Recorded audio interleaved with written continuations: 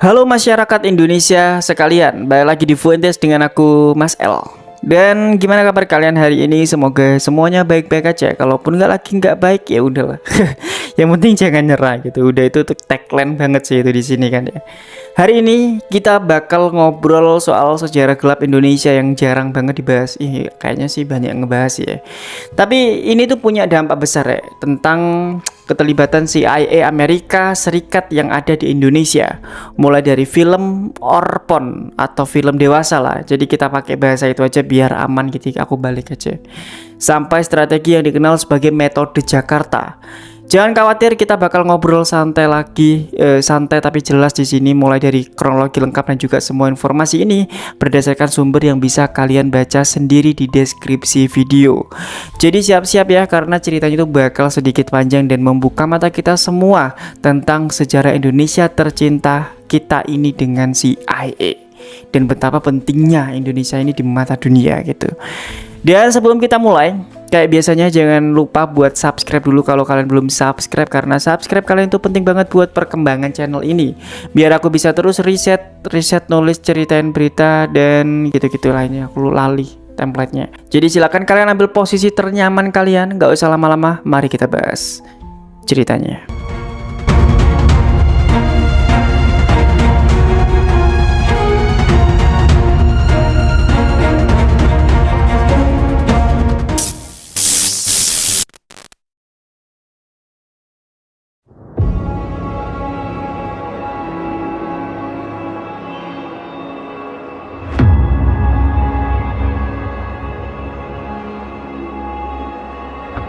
Oke ya, sebelum kita ke Indonesia, kita bahas dulu konteksnya biar kita itu paham alurnya. Jadi ya, Presiden Amerika Serikat itu punya kewenangan untuk memberi otorisasi operasi rahasia CIA, terutama kalau itu sejalan dengan kebijakan luar negeri dan juga keamanan nasional. Contohnya, baru-baru ini Presiden Donald Trump itu memberi izin operasi rahasia CIA di Venezuela untuk melenyapkan kartel narkoba. Tapi para pakar intelijen itu khawatir operasi semacam ini tuh bisa saja diperluas ke tujuan lain, termasuk menggulingkan pemerintah yang sah. Nah, kalau kita menilik sejarah, CIA itu memang punya rekam jejak panjang, mulai dari pembunuhan terencana, distribusi senjata ke pemberontak, sampai kudeta terhadap pemerintahan yang tidak sejalan dengan kepentingan Washington DC.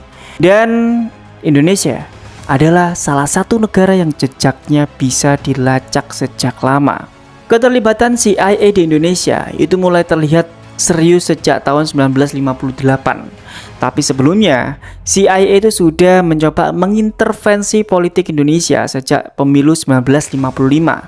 Saat itu, CIA itu diam-diam memberikan 1 juta US dollar kepada Masyumi, partai Islam yang anti komunis, untuk menyaingi Bung Karno dan juga PKI. Tapi sayangnya, strategi ini tuh gagal total. PKI tetap berhasil mendapat posisi keempat secara nasional dan Bung Karno justru makin populer. Setelah kegagalan itu, CIA itu bahkan pernah berencana memproduksi film Orpon yang menampilkan Bung Karno tidur dengan mata-mata Uni Soviet. Film ini dimaksudkan untuk disebarkan di Asia lewat surat kabar dan juga majalah.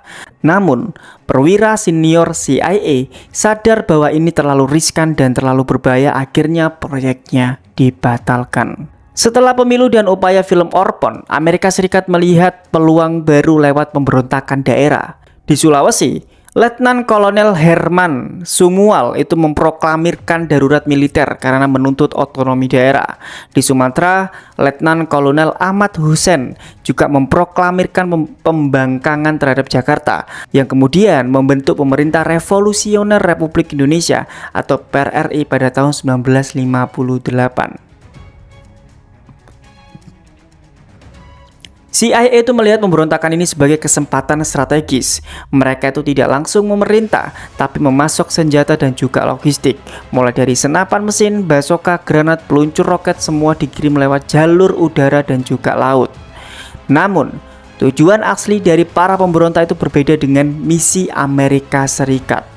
PRRI dan Permesta itu ingin memperjuangkan otonomi daerah, bukan melenyapkan komunisme.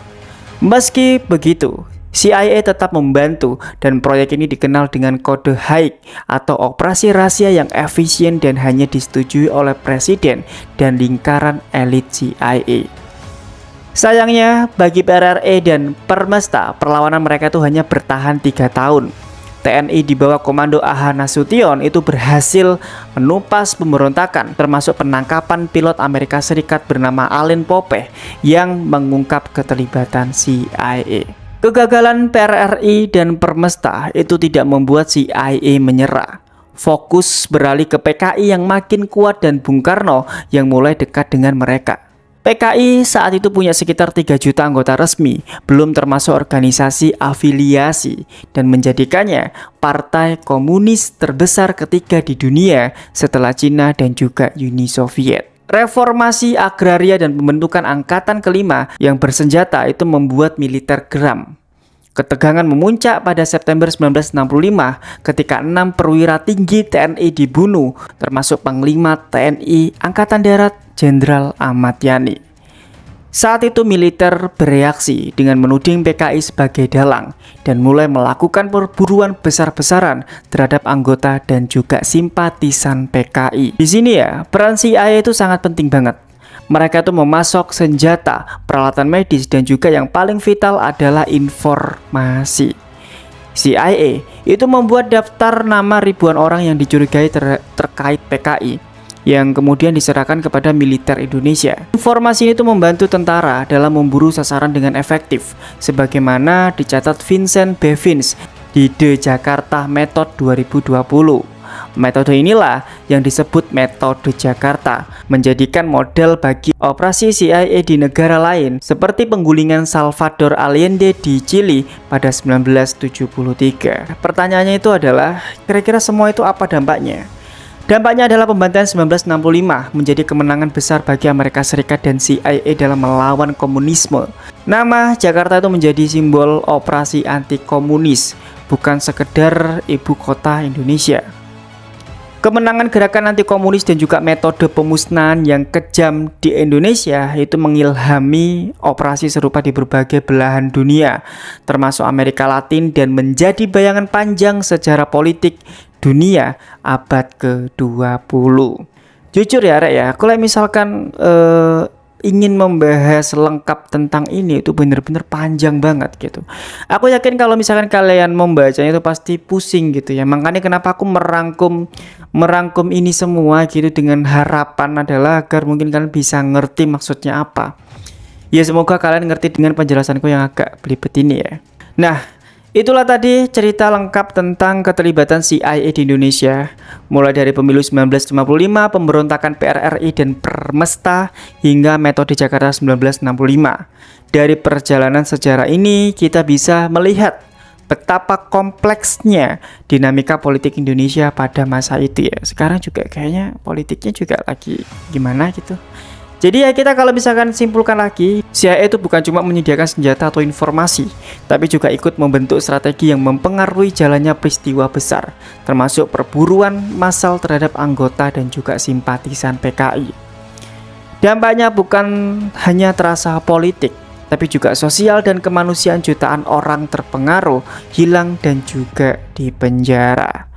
Dengan memahami sejarah ini, kita mungkin bisa lebih sadar tentang bagaimana kekuatan internasional dan politik global itu sangat mempengaruhi jalannya negara, serta pentingnya kritis terhadap informasi dan juga keputusan politik di masa saat ini.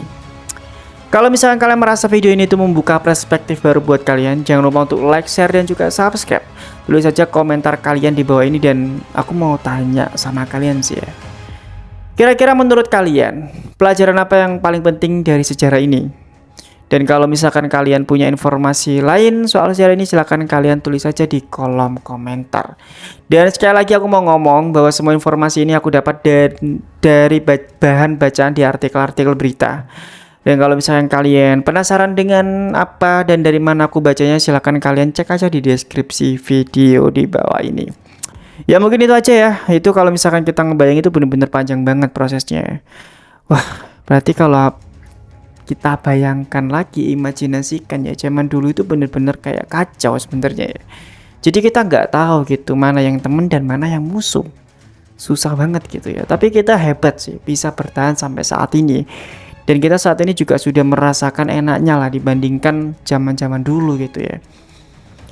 Ya, kita doakan semoga pahlawan-pahlawan revolusi, pahlawan-pahlawan TNI yang sudah gugur, yang dulu membela negara kita itu, semoga amal ibadahnya diterima dan kita selalu doakan mau gimana pun mereka semua itu sangat berjasa untuk negara ini gitu ya. Ya mungkin itu aja ya. Sekali lagi terima kasih buat kalian sudah nonton Fuentes Sejarah ini dan sampai jumpa lagi di Fuentes selanjutnya. Silahkan kalian komentar kalau misalnya kalian punya topik lain yang seru dibahas gitu. Bye bye.